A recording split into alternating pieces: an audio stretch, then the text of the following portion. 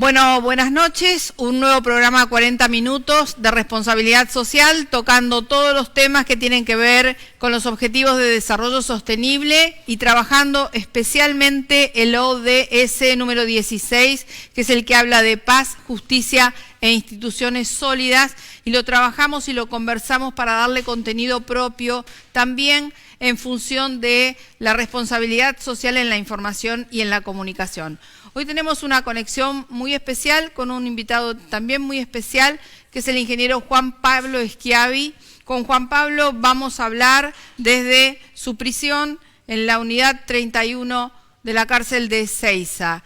Juan Pablo, quiero recordarles, está privado de su libertad por la llamada causa 11.1, en la que ya se acreditó que no ha habido para nada un estrago, que el maquinista no frenó y no frenó voluntariamente, y tampoco quedó absolutamente claro ni en causa 11.1 ni en 11.2 de qué se trata la administración fraudulenta, cuando uno de los responsables de evaluar y de ver si efectivamente había o no había mantenimiento de material rodante y un funcionamiento acorde a las necesidades del servicio no era precisamente la Secretaría de Transporte, sino la Comisión Nacional Reguladora de Transporte, que quedó sobreseída en la causa. Esta es una de las causas que debió haber sido revisada en su totalidad por la Corte Suprema de Justicia de la Nación, y eso no ocurrió. Seguimos desde el Foro por la Democracia y la Libertad de los Presos Políticos, y hoy acompañados por el Parla Sur, pidiendo una norma jurídica específica que habilite la revisión de las causas armadas. Así que ya estamos en comunicación con Juan Pablo Schiavi. Juanpi, ¿me escuchás? Te escucho perfecto, Lali. Buenas noches. ¿Cómo te va, Juanpi? ¿Sabés qué quiero? Yo hice nada, una mínima pequeña introducción, pero quiero que le cuentes a nuestra audiencia quién es Juan Pablo Schiavi, quién es desde su recorrido político, desde su actuación en la función pública. Podés contarnos algunas cuestiones personales. Nosotros hemos tenido la oportunidad de tener en nuestro programa a tu señora, a Verónica Mora Dubuc, hablando un poco de lo que significa para la familia tener al jefe de familia, al padre de familia privado de su libertad, y lo que significa el cabildeo del ida y vuelta, las visitas, las bolsas. Bueno, también me ha tocado pasar, así que ya conocemos en la diaria de la prisión. Pero quiero que nos cuentes quién es Juan Pablo Schiavi y cómo llegó a ser secretario de Transporte de la Nación. Bueno, muchas gracias por la oportunidad, Lali, de poder hablar. Vos sabés que estar privado de la libertad, básicamente, sobre todo en tiempos de pandemia, es estar mucho más alejado de la sociedad y de los otros que en otros momentos. Nosotros hace bastante tiempo que vemos muy poca gente. Ahora, desde hace 2 meses, solamente a mi familia una vez por semana, pero prácticamente no vemos a nadie desde hace más de un año. Yo tengo 64 años. Soy un militante político desde muy chico. Empecé a los 14, 15 años en la Unión de Estudiantes Secundarios, luego en la Juventud Peronista. Formé parte en su génesis de lo que fue la tendencia revolucionaria, o montoneros, como se llamaba en su época, que era el lugar de participación que en ese momento teníamos todos los jóvenes que aflorábamos a la política, ya por el comienzo de los 70. No tuve ningún cargo, ninguna participación pública durante los gobiernos de Cámpora ni Perón, porque era muy chico, pero sí tuve un nivel de participación muy alta, lo que me llevó a pasarla muy mal en la época de la dictadura militar, pero eso es para otro cuento. Reanudada la democracia, con muchos compañeros volvimos a recrear la Juventud Peronista ya por el 81. Me acuerdo un día que fuimos todos presos con Juan Picafiero, el Gordo Valdés, Tito Pandolfi, muchos compañeros que empezábamos recién a volver a recrear la política después de los años de terror, y empecé a participar en política de vuelta, desde la renovación peronista, etc. Vivimos con mucha frustración la derrota del 83, vimos con mucha esperanza el momento de Alfonsín, cuando se llamó a el Nunca Más, y después tuvimos también la frustración de las leyes de punto final y evidencia de vida, Me tocó frustrarme en la política, fui parte del gobierno municipal de la ciudad como secretario de Obras Públicas durante muchos años, en los 90. Dejé la participación política porque sentía que el peronismo no me contenía más. Hice algún pecado venial, trabajé un tiempo con Macri incluso, antes de que Macri sea jefe de gobierno. Y después empecé de vuelta la participación desde cero, empezando en distintos lugares. Un día, no sé por qué, me llamaron para ocupar un lugar en la ciudad de vuelta y al poco tiempo fui ministro de Obras Públicas. Me formé toda mi vida en el servicio público, digamos, desde la formación académica en muchas áreas, no solo en la ingeniería, sino además soy casi licenciado en economía y he hecho muchísima formación académica en temas de gestión y de planeamiento. Fui de las primeras autoridades que tuvo Puerto Madero, con cuya génesis tuve mucho que ver. Siendo ministro de Obras Públicas hice muchas cosas y ahí conocí el tronco de lo que era el kirchnerismo. Lo había conocido a Kirchner cuando era un joven intendente de Río Gallegos y venía acá, que nosotros éramos los que un poco conducíamos el proceso político en la ciudad. Después lo perdimos de vista, después la vida nos reencontró y a mí me reencontró con Devido, que lo conocí siendo yo ministro de la ciudad y él ministro de la Nación. Hicimos mucha empatía y la suerte o el destino de la ciudad y los errores e incontinencias del campo popular hicieron que servirle en bandeja el distrito a Macri para cuando fue jefe de gobierno y ahí quedé un poco dando vueltas y un día, bueno, desde el gobierno me llamaron a participar, Julio me llamó a participar, primero en la ADIF, que era la primera administradora de infraestructuras ferroviarias que se formaba, y luego como secretario de Transporte, cosa que de alguna manera era un cargo que yo tenía muy manchado porque yo había manejado prácticamente el transporte de la ciudad durante muchísimos años, haciendo muchas líneas de subte, había estado muy metido en obra y en servicios. Y después, bueno, hicimos muchas cosas pudimos, muchas cosas no pudimos, nos tocó como a todos etapas de presupuestos fluctuantes, a veces buenos, a veces malos, y tuvimos que pasar un momento horrible que fue el accidente de Once, ¿no? En un momento en que veníamos relanzando todo el transporte, habíamos hecho la tarjeta SUBE, estábamos mandando recursos a la construcción, a obras, buscando financiamiento internacional. Yo había viajado muchísimas veces a China, a Rusia, a Francia a buscar equipamiento, habíamos traído mucho el equipamiento que hoy disfrutan sobre todo los bonaerenses y gran parte de los argentinos, es de esa época, los créditos, la gestión de créditos.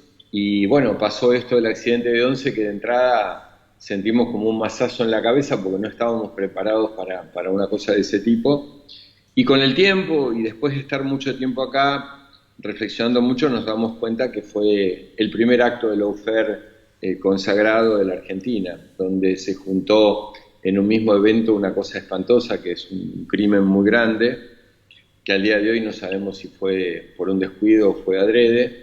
Y luego la criminalización de la política, hacer de un accidente gravísimo, pero accidente al fin, una suerte de crimen de Estado, donde la primera víctima fui yo, después fue el secretario anterior que estaba antes que yo, que fue Ricardo Jaime, y después le tocó a Julio, y no pudieron llegar a Cristina porque era muy difícil llegar, pero la intención era empezar a cicatear. Eso es un poco te interrumpo un poco, Juanpi, para que, bueno, vos asumís como secretario de Transporte en el 2009 cuando renuncia Jaime.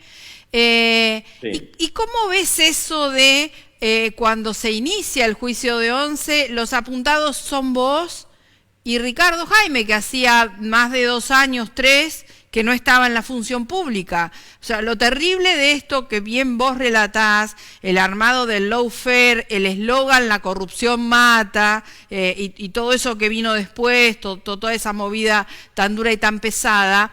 Si lo que cuestionaban era subsidios o mantenimiento de las redes de transporte, tendrían que haber llamado a todos desde ramal Capara a ramal que cierra para averiguar la historia de los ferrocarriles o eventualmente hacer las responsabilidades políticas y eventualmente penales, que no las hay acá, no las hay seguro. Pero ¿cómo viviste vos eso del involucramiento del secretario anterior y solo de un secretario anterior? De gestión Néstor Kirchner en adelante.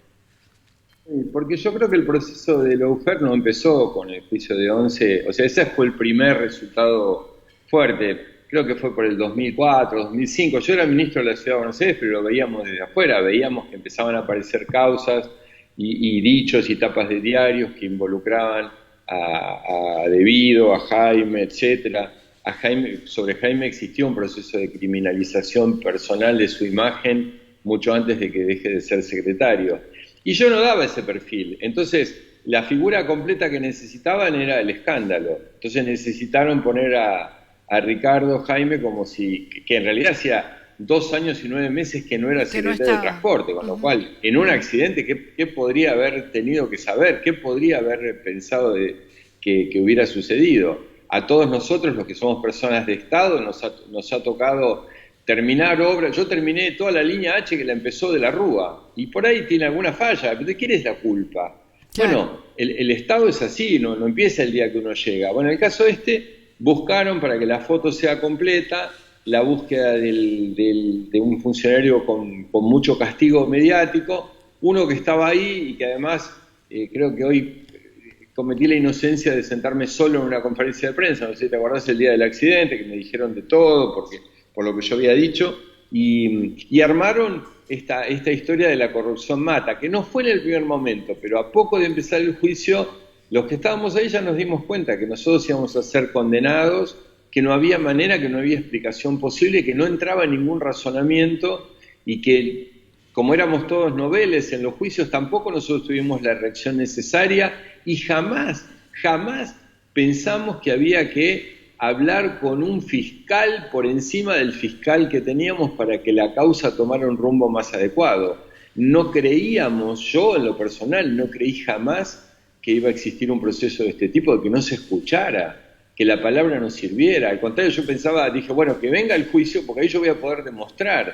Y en el juicio yo pude hablar 2 veces y a mi abogado lo sacaron de la sala 3, 4 veces, cuando decía algo que no gustaba, con lo cual es todo un proceso muy complejo que nosotros lo vivimos además como hecho inédito, aún siendo gobierno nosotros, o sea, lo cual hablaba quizás de alguna ingenuidad de parte del gobierno nacional, pero sí de un profundo apego a las normas y de una transparencia absoluta. Nadie habló con el tribunal para decir nada. Nosotros empezamos el juicio y el último día terminó con lo que quisieron que terminara y con 2 camiones en la puerta llena de gente, altoparlantes, no sé pagados por quién, haciendo un acto en la puerta con nuestras condenas. O sea, vivimos un proceso muy complejo, muy difícil, muy terminal, te diría, para la política, que concluye, porque el lawfare sigue, con que hace unos días me llega una nota de un juzgado diciéndome que yo tengo suspendidos mis derechos políticos. Como el fallo pasó así como una violencia express por la Corte Suprema que le dictó el famoso 280, sí, que es no me voy a meter con esto, no voy a ver lo que hicieron, y convalidó lo dicho. Entonces yo no puedo elegir ni ser elegido, no puedo tener relación política alguna, lo cual es como un castigo desterrante además, ¿no? Yo soy de la generación del exilio, o sea, yo soy la generación del exilio de la Argentina, y sentir que en democracia tenés esto mismo es muy duro, como imagen es muy duro, con lo cual, como tu lema es paz, justicia e instituciones, me parece que la primera reflexión, más allá de lo personal, tiene que ser que nosotros tenemos que repensar las instituciones de la Argentina. No pueden estar libradas a los designios de 1 o 2, 10 personas que toman el poder por asalto y hacen lo que se les canta, y que no hay un mecanismo institucional para prevenir todo esto. No puede ser que todo sea igual, que todo sea de la misma forma, porque recordemos, los que somos ya más grandes y memoriosos, a la Argentina le costó más de 25 años entender qué había pasado con la violencia ilegal de la dictadura militar, ¿sí? Desde el año 76 hasta el año 2003, 2004, recién ahí pudimos pensar y pudimos tener claro en su totalidad cómo eran los mandatos, cuál era el mando, etc. Y ahora creo que tenemos un trabajo por delante fenomenal, que es lograr que la Argentina recupere un cierto cariz institucional y que de esa manera podamos recuperar las instituciones del país, ¿no? Si querés acceder a los mejores contenidos, entrevistas, informes y novedades sobre responsabilidad social, conectate a www.responsabilidadsocial.tv. Este año, formate en responsabilidad social. Hoy, el conocimiento solo no alcanza. En EduForce te ayudamos a comprender la realidad y te damos las herramientas para llevar la responsabilidad social al interior de tu organización. Desde un proyecto hasta una estrategia integral, te enseñamos a diseñarlos, ejecutarlos y a medir y comunicar los resultados. En nuestra plataforma digital podés encontrar textos, videos y participar de clases en tiempo real con el profesor y otros alumnos. Lo haces a tu ritmo y desde la comodidad de tu casa. Llevamos más de 10 años formando las nuevas generaciones de líderes comprometidos con el desarrollo sostenible y ahora también en perspectiva de género. Ingresá en eduforce.com e inscribite.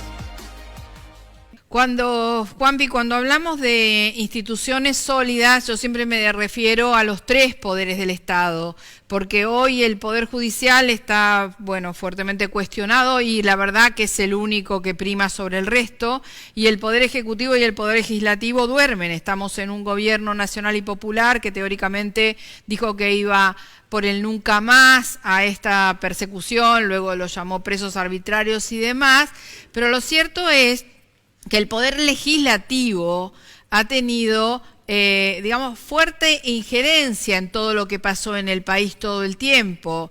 Yo recuerdo cuando efectivamente se constituye el Ministerio de Interior y Transporte luego de la tragedia de Once, a poco de tu renuncia por cuestiones de salud, habías tenido un infarto, problemas cardíacos y demás, y se crea el Ministerio de Transporte a quien le asignan todas las competencias que tenía la Secretaría de Transporte. No solo hacen eso, sino que también los legisladores en la siguiente ley de presupuesto le multiplicaron por 12 el presupuesto, que es lo que vos señalaste del cabildeo de ir a pedir préstamos internacionales y demás. Y a ver, exacto, pasó lo siguiente, al Ministerio del Interior y Transporte le asignaron 12 veces más presupuesto que lo que tuvo la Secretaría de Transporte durante los años anteriores, del 2003 al 2009.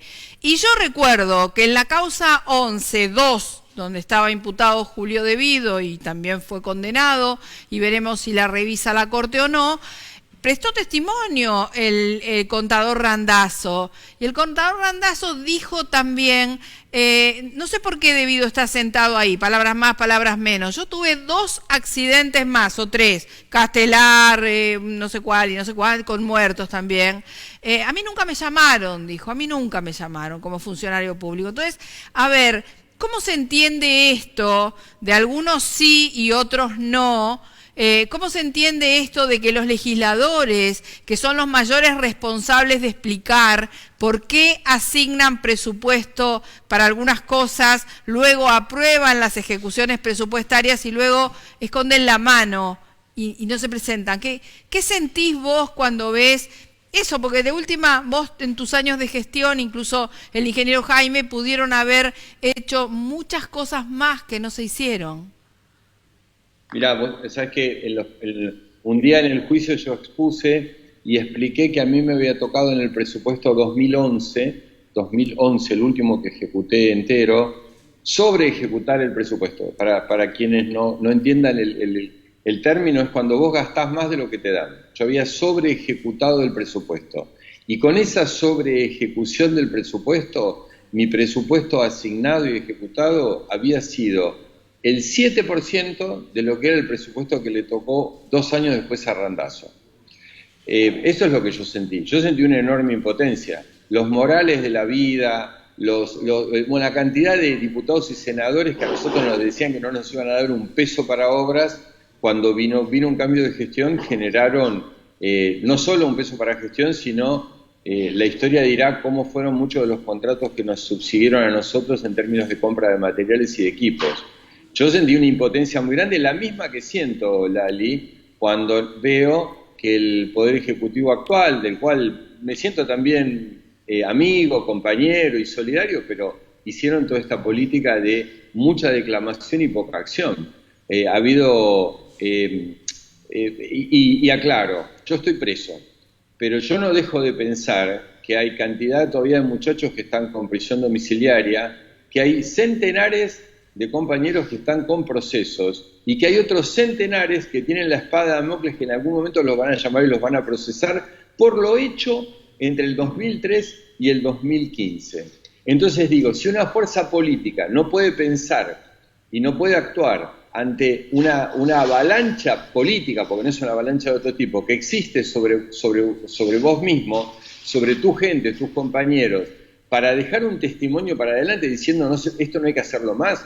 Yo no me siento contento cuando dicen los funcionarios del actual gobierno, del gobierno del ingeniero Macri, que han cometido, por lo que aparece en las instancias probatorias, delitos en algunos casos, no los vamos a detener porque nosotros somos garantes de las garantías institucionales, pero no decís nada en relación a los tuyos, que están todos apuntados con un puntero, que a la mayoría de la gente le desarmaron la vida, que a otra la hicieron dudar, que a otros los dejaron sin capacidad de pensar. Eso me parece que no es ser democrático, eso me parece que es ser un jodido y no entender que vos sos parte de un conjunto. El que asume, Perón nos enseñó que uno toma el bastón de mariscal, pero no es el dueño del bastón. El bastón es del conjunto. Y entonces el que tiene el bastón del conjunto tiene que tener claro que todavía hay muchos compañeros que han padecido y padecen lo que fue la acción institucional del Poder Judicial, de la política en este caso, de los servicios de inteligencia, de los medios. Pero desde el punto de vista institucional, de dos poderes: el Poder Legislativo, que no actuó cuando tenía que actuar, no gritó cuando tenía que actuar, y el Poder Judicial, que sigue en esta cantinela, que pensando que si cambiamos 3 jueces vamos a cambiar la lógica del Poder Judicial. El Poder Judicial está mucho más enfermo que esto. Si pudiéramos entender lo que padece un detenido que está preso, de la mano de esa telaraña invisible que es el Poder Judicial, que todos los días te trata de mostrar que del lugar de donde estás vas a salir peor y no mejor, los argentinos dirían, bueno, pará, no tengamos este Poder Judicial, hagamos algo distinto. Y esto yo no veo que los nuestros lo reclamen y que lo pongan arriba de la mesa como un tema de discusión. Yo en realidad lo que creo es que fueron y son parte del lawfare, por eso no desandan el camino del lawfare y por eso también no denuncian no irregularidades administrativas, sino los terribles delitos económicos cometidos por el macrismo y durante el macrismo. Indudablemente el entramado va mucho más allá de lo que vos y yo podamos imaginar. Seguramente fueron seleccionadas las piezas a las que había que perseguir para ocultar algunas otras cosas, incluso de estos que son partes de un gobierno nacional y popular y que dijeron que venían para ser mejores, todavía no sabemos mejores que quién. Juanpi. Lo que está claro es que las manos del poder hoy son mucho más invisibles que antes. Yo, mirá, anoche estaba acá con mis compañeros de pabellón y puteaba porque había perdido Boca por el VAR, ¿no? Y después me puse a pensar, yo que lo conozco un poco al expresidente de la Nación, decía, no sería descabellado que hubiera llamado por teléfono para que pierda Boca a la Conmebol y que eso se hubiese generado. Hasta ahí llega la paranoia de muchos de nosotros, porque entendemos que estas cosas han pasado, estas cosas están. Entonces no ver esto es de alguna manera, como vos decís, ser cómplice de esto. Claro, sí, no, sin duda. Juanpi, quiero, porque ya creo que estamos con tiempo de descuento, quiero preguntarte cómo viviste, porque lo conversamos con Vero también, ¿cómo viviste vos aquel 22 de febrero del 2012 cuando a la mañana sonó el teléfono en tu casa? Y fue un día tremendo. Salíamos de un feriado, era muy temprano, yo estaba desayunando, me llamó el director, el jefe de la CNRT diciéndome que había habido un accidente. Me acuerdo que lo primero que hice fue llamarlo a Julio y avisarle.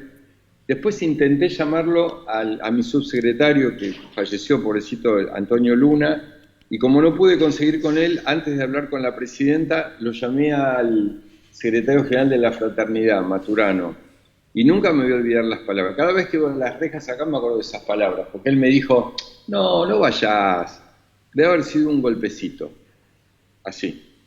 Después de eso me acuerdo que hablé con Cristina y a los 20 minutos estaba en la estación terminal y fue un día durísimo, un día muy durísimo. Creo que gran parte de todas mis cardiopatías tienen que ver con ese día porque viste, a mí me había tocado como funcionario público hacerme cargo de la voladura de la Embajada de Israel cuando era secretario de Obras Públicas de la ciudad, pero esto tenía una dimensión mucho mayor. Vimos ahí lo que no pudo hacer el SAME, vimos ahí lo que no pudo hacer los rescatistas, vimos ahí morir gente, y bueno, yo era la persona del Estado que estaba ahí, y la verdad que no me arrepiento de haber estado ahí, creo que era mi rol y era lo que yo debía estar haciendo, pero eso, y después también creo que Julio sintió lo mismo, muchas faltas de solidaridad a partir de ese día que hicieron que uno cambie el carácter. Acá hay una frase que vos aprendés a ser peronista estando preso, ¿no? Y en el fondo aprendés a ser militante cuando te das cuenta que los caminos de la solidaridad no son infinitos, sino que son más bien cortos. Y bueno, yo ese día sentí mucha dureza, ¿no? Mucha dureza de mucha gente que la tiene hasta el día de hoy conmigo. ¿Estás sintiendo algún acompañamiento? Hace un rato referenciaste que veías solo por ahí a tu familia, que esto de la pandemia había alejado también las visitas, que es lo que pasa. No sé si se retomarán o no. El otro día hablamos con José Schulman, que estaba con ganas de ir a verlos y bueno, le dije también de sumarme, pero te están acompañando. ¿Alguien de la política se acercó para decirte algo más allá? Siento un acompañamiento muy grande de los que pasaron por lo que nosotros estamos pasando, por la gente de la Liga, por algunos luchadores históricos, que la verdad que es increíble que siempre estén pendientes, pero yo siento el vacío de la política. Acá nunca vino una autoridad del Partido Justicialista. Yo soy afiliado desde el año 72.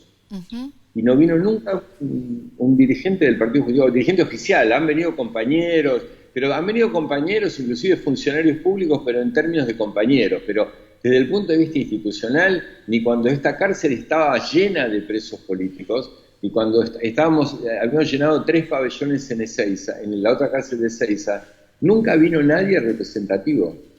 No vinieron.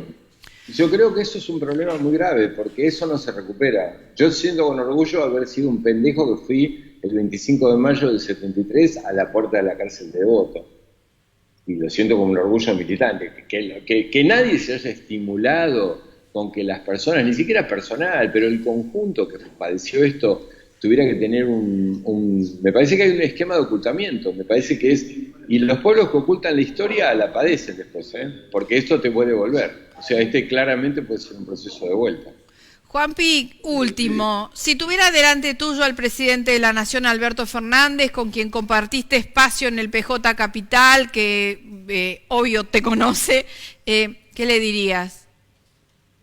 No, me conoce y yo lo quiero, y yo sé que hay una cosa de respeto mutuo. Me parece que lo que le diría es, le tocó un momento muy difícil, que la pandemia yo creo que es un momento que rompe mucho la política y agota muchas de las cosas, pero que no tener una mirada contundente y concreta para con esta institución que está dañada, que ha hecho tanto daño, y olvídate de nosotros, que ha hecho, porque, digamos, la pérdida de derechos de un ex secretario de Transporte es equivalente a la pérdida de derechos de una piba violada, es equivalente a la pérdida de derechos de un tipo que lo estafaron y no puede ir contra el banco porque el banco es una multinacional, es equivalente a no tener un lugar donde equilibrar los elefantes con las mariposas, ¿viste? O sea, el no tener una institución como el Poder Judicial es gravísimo, y me parece que no se han hecho las cosas como se debían hacer. Todas las excusas son atendibles y son escuchables. Yo creo que con nosotros se ha cometido el error del olvido, y el olvido es una cosa muy grave en la memoria de los pueblos. Los peronistas vivimos y existimos porque no hemos olvidado el cariño de Evita, la firmeza de Perón, la sangre de los compañeros, no hemos olvidado eso, por eso seguimos existiendo. Me parece que el olvido habla mal de nosotros, y me parece que no lo deberían repensar, porque no se vuelve desde ahí. Juan Pablo, te agradezco muchísimo el contacto con nosotros. Sé que, bueno, cruzaremos los dedos para que en algún momento haya todas las revisiones de las causas, pero también sé que un par de meses más quizás ya estás de vuelta con tu familia y lo anhelamos todos. Te mando un abrazo enorme. Muchas gracias, Leli, y saludo a todos los compañeros. Gracias, un beso. Chao, chao. Chao.